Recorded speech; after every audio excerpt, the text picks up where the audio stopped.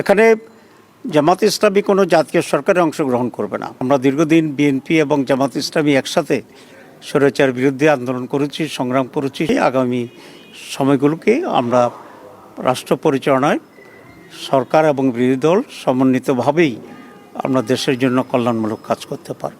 সম্ভাব্য প্রধানমন্ত্রী যিনি হবেন আমাদের জনাব তারেক সাহেব, উনি আজকে প্রধান বিরোধী দলের যিনি প্রধান হবেন জামাত ইসলামীর আমির ডক্টর শফিকুর রহমান, তার সাথে সৌজন্য সাক্ষাৎ করতে আসছেন, একটা কার্টেসি ভিজিট করতে আসছেন। এটাকে আমরা ওয়েলকাম করি। আমি মনে করি এই ধরনের নিউ কালচার নিজেদের ভিতরে থাকাটা এটা একটা গুণগত পরিবর্তন। It's a good beginning. অত্যন্ত সাহায্যপূর্ণ পরিবেশে আলোচনা হয়েছে। আমরা দীর্ঘদিন বিএনপি এবং জামাত ইসলামী একসাথে স্বৈরাচার বিরুদ্ধে আন্দোলন করেছি, সংগ্রাম করেছি। গঠনে আমরা সরকারের অংশগ্রহণ ছিলাম। এখন একটা ফ্যাসিবাদের পতনের দুটি দল আলাদাভাবে নির্বাচন করেছি, কিন্তু আমাদের ভিতরে আমরা আশা করি একদমই আগামী সময়গুলোকে আমরা রাষ্ট্র পরিচালনায় সরকার এবং বিরোধী দল সমন্বিতভাবেই আমরা দেশের জন্য কল্যাণমূলক কাজ করতে পারব।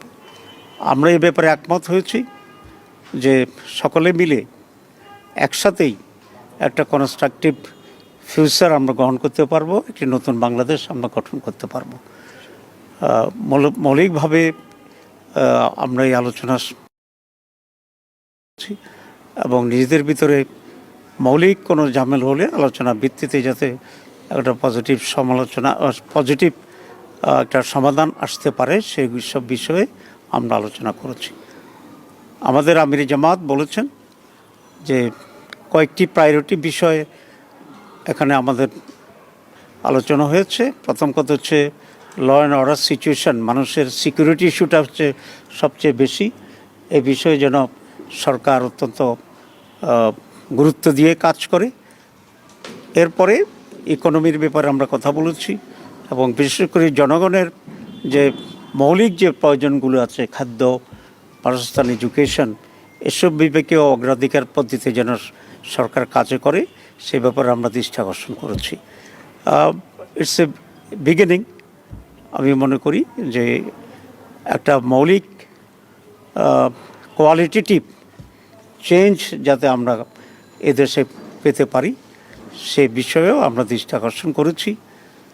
পজিটিভ যে কোনো বিষয় আছে আমরা বলেছি আমরা কোঅপারেট করব এবং জনগণের স্বার্থের বিরুদ্ধে এবং জনগণের কোনো কল্যাণের বিপরীতে যদি সেরকম কোনো ভূমিকা থাকে আমরা অবশ্যই সে ব্যাপারে আমরা প্রতিবাদ এবং ভূমিকা নেওয়ার জন্য আমরা প্রস্তুত আছি। এতটুকুই কথা হয়েছে আজকে। সবাইকে ধন্যবাদ। এটা হচ্ছে যে গত 16 বছরে এই সৌহার্দ্যপূর্ণ পরিবেশটা ছিল না। সরকার এবং বিরোধী দলের মধ্যে এক ধরনের শত্রুতাপূর্ণ সম্পর্ক ছিল।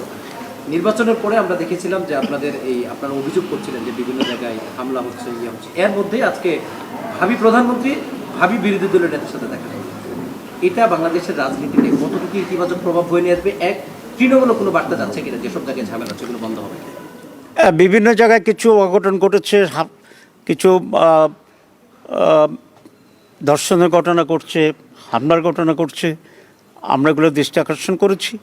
আমরা মনে করি সরকারের ব্যাপারে অত্যন্ত সিরিয়াস ভূমিকা পালন করবে এবং দেশকে একটা পজিটিভ দিকে নিয়ে যাবে। আগে কথা হয়েছে সবসময় আমির জামাত বলেছেন যে তারা সবাইকে এই সরকার গঠন করবে যদি তারা ক্ষমতায় যায়। আপনারা আসলে বরাবরই বলছেন যে জুলাই শক্তিগুলো এক থাকতে হবে যে কোনো মূল্যে, তা না হলে আওয়ামী লীগ বা ফ্যাসিবাদ ফিরে আসার একটা পসিবিলিটি আছে।